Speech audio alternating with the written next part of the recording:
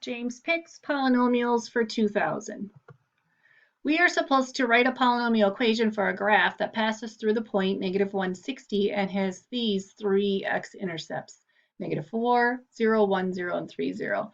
We even got this started here for James, and even then he forgot.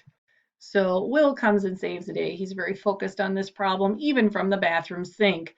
So here we are, y equals a, we don't know a, x plus 4. That came from the -4. When you put it in its factored form, it's x plus 4. 1 0 is x minus 1, and 3 0 is x minus 3. Go ahead again and pause me if you like, if you know what you need to do. Otherwise, press click to continue on.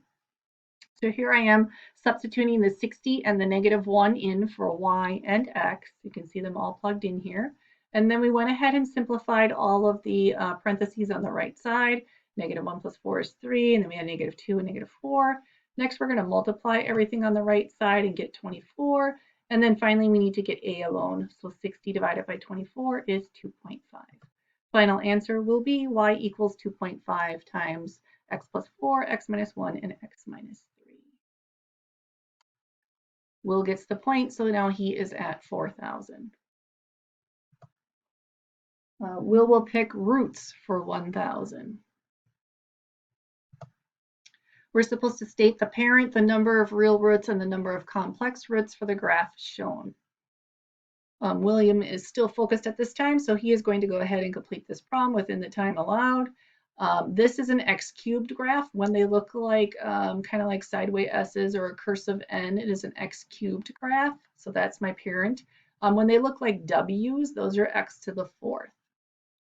X cubes then should have 3 roots. In this case, all 3 of my roots are touching the x-axis. So I have 3 real roots and 0 complex roots.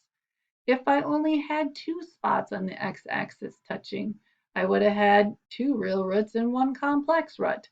If I only had 1 spot on the x-axis touching, I would have had 1 real root and 2 complex roots. So in our case, we have an x cubed graph, 3 real roots and 0 complex roots. Will gets the point and is in the lead right now.